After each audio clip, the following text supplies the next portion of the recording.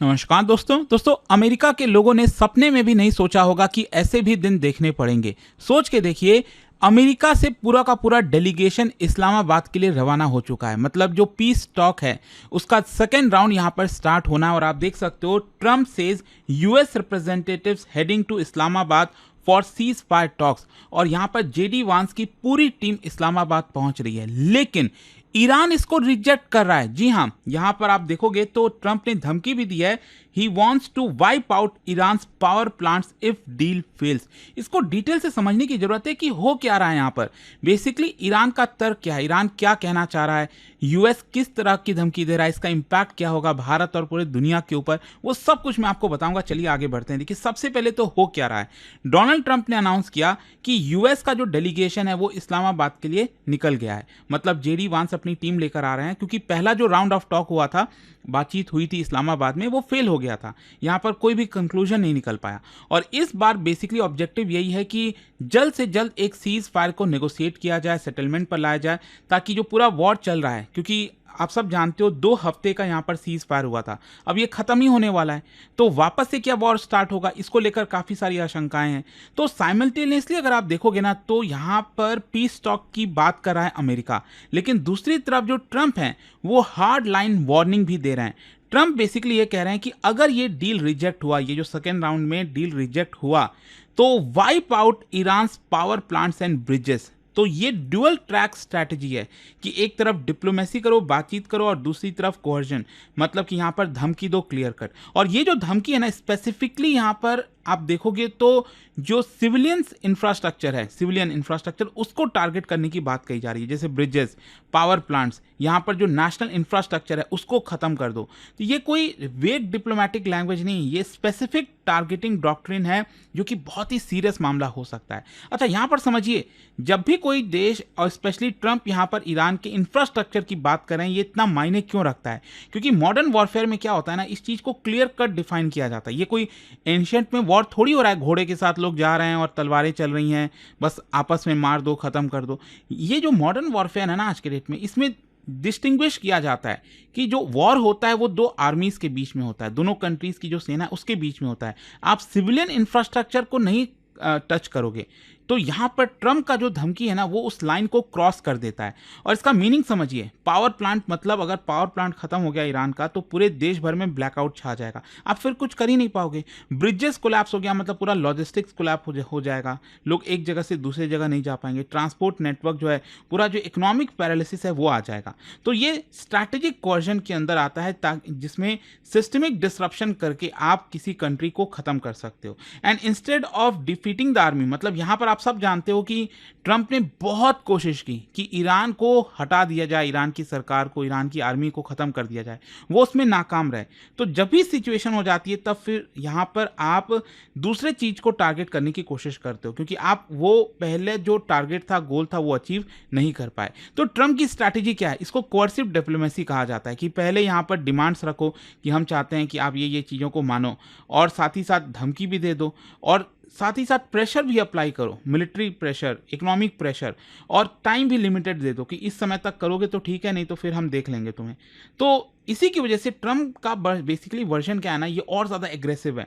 Trump तो बड़बोले हैं ही हैं, कुछ भी बोल देते हैं, जिसकी वजह से चीज़ें वापस से सही नहीं हो पाती। अब आप सोच के देखो ना, उन्होंने जब टैरिफ को लेकर इतनी बातचीत हो रही थी, तो ट्रंप ने क्या क्या बोल दिया भारत को लेकर, जो कि ऑब्वियस सी बात है बिल्कुल भी पसंद नहीं आया हमें, और इसीलिए पूरा का पूरा इतना नुकसान हुआ है। जो भारत और यूएस के बीच में इतने सालों से बिल्ड हो रहा था रिलेशन, वो सब पानी में फिर गया, जस्ट बिकॉज ट्रंप जो है किसी भी प्रकार के अनाप शनाप बयान दे देते हैं। और यहां पर आप देख सकते हो, Iran reject second round of peace talk, ये बहुत बड़ी खबर है।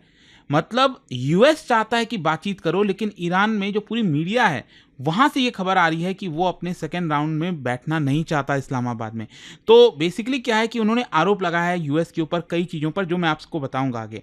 एंड ये बहुत ही सीरियस ब्रेकडाउन है डिप्लोमेसी में, आप समझ सकते हैं। यहां पर ईरान क्यों नहीं बैठना चाह रहा, समझिए। सबसे पहला है अमेरिका का डिमांड, क्योंकि पहला वाला जो पीस टॉक हुआ था ना, उसी से ही ईरान को समझ में आ गया था कि ट्रंप तो बहुत ज़्यादा मैक्सिमलिस्ट डिमांड रख रहे हैं। यहाँ पर न्यूक्लियर प्रोग्राम बंद कर दो, यूरेनियम हमें वापस लौटा दो, मिसाइल कैपेबिलिटी पर रोक लगा दो, यहाँ पर जो रीजनल इन्फ्लुएंस है उसको कर्टेल कर दो। तो ईरान के नज़रिए से अगर आप देखोगे तो ये demand it goes beyond negotiation, ये तो सरेंडर जैसा हुआ। और ये पूरा जो युद्ध चला है उसमें कहीं से भी नहीं दिखा कि ईरान की जो आर्मी है वो सरेंडर कर रही है।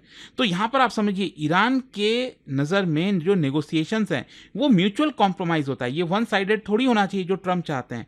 यूएस का अप्रोच है कि बस साइन कर दो या फिर कॉन्सिक्वेंस होगा तुम्हारे ऊपर, ऐसा यहाँ पर चाहते हैं। दूसरा क्या है कि कोर्सिव डिप्लोमेसी अमेरिका की, बेसिकली यूएस की स्ट्रैटेजी है कि डिप्लोमेसी भी रखो और मिलिट्री थ्रेट भी देते रहो। जैसे डोनाल्ड ट्रंप ने यहाँ पर ईरानियन इंफ्रास्ट्रक्चर को डिस्ट्रॉय करने की बात की, तो इसकी वजह से क्या होता है, डेफिसिट, ट्रस्ट डेफिसिट बहुत ज़्यादा बढ़ जाता है।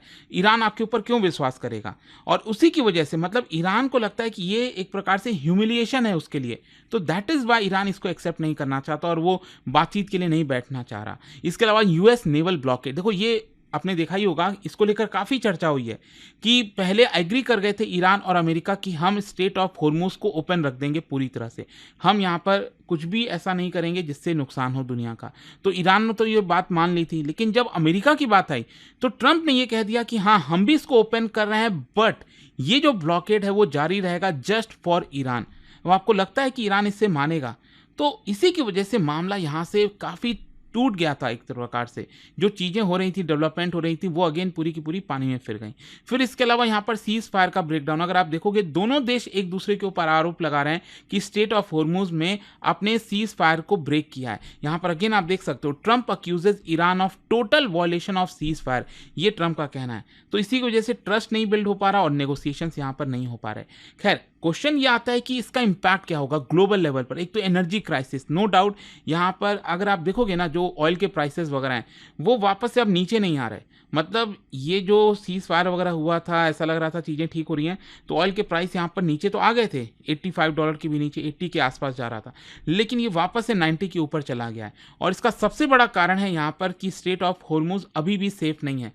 यहाँ पर आपने देखा ही कि किस तरह से भारतीय जो वेसल्स हैं उसके ऊपर भी अटैक किए गए, गोलियां चली हैं। तो भारत के ऊपर भी इम्पैक्ट आएगा क्योंकि हमारा काफ़ी सारा इंपोर्ट, ऑयल इंपोर्ट, गैस, ये सब वहाँ से आता है।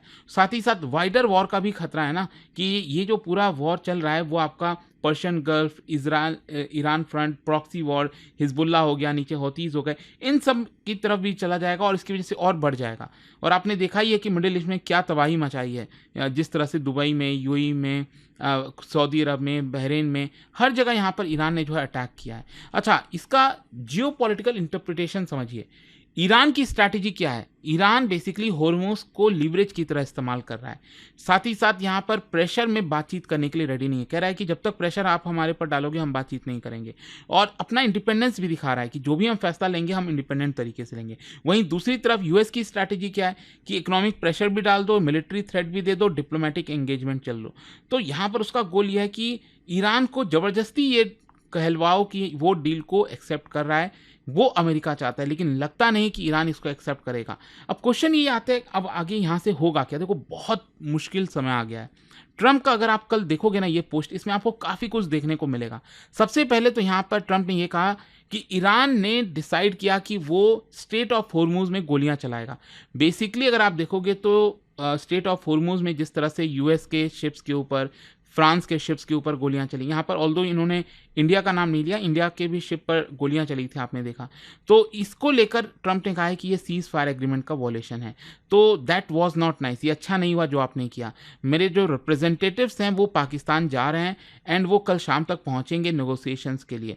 और दे आर, यहाँ पर देखो एक और चीज़ कह रहे हैं ट्रंप ये कह रहे हैं कि स्टेट ऑफ होर्मुज बंद करके आप अपना ही नुकसान करा रहे हो। $500 मिलियन हर दिन आपको नुकसान हो रहा है और इसके बदले में अमेरिका को फ़ायदा हो रहा है क्योंकि बहुत सारे जो शिप्स हैं जिनको ऑयल चाहिए वो अमेरिका आ रहे हैं।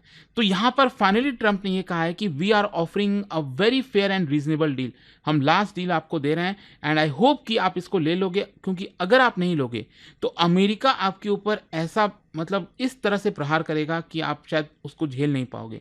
पावर प्लांट से लेकर हर एक जो ब्रिज है उसको हम खत्म कर देंगे। सो नो मोर मिस्टर नाइस गाय, ऐसा ट्रंप ने क्लियर कट कह दिया। अब देखते हैं क्या होता है, क्या शाम तक कोई बात बन पाती है, नहीं होता है, ईरान क्या करेगा, अल्टीमेटली वो क्या बातचीत के लिए बैठेगा, क्योंकि बहुत बड़ा प्रॉब्लम होगा। सोच के देखो, यूएस के वाइस प्रेसिडेंट पाकिस्तान आ रहे हैं, बातचीत करना है, लेकिन ईरान का कोई रिप्रेजेंटेटिव ना हो, जस्ट इमेजिन वो सिचुएशन क्या हो सकती है। देखेंगे जाने से पहले एक बहुत ही इंटरेस्टिंग क्वेश्चन। देखो मिडिल ईस्ट में एक रीजन है जिसको लेवांत रीजन कहा जाता है। क्या बता सकते हो ये क्या कौन से कंट्रीज इसके अंदर आते हैं?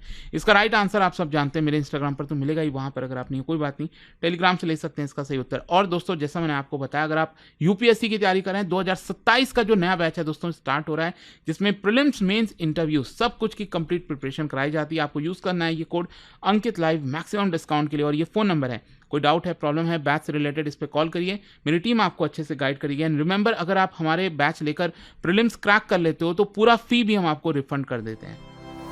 स्टडी IQ IAS, आपका सिलेक्शन हमारा मिशन।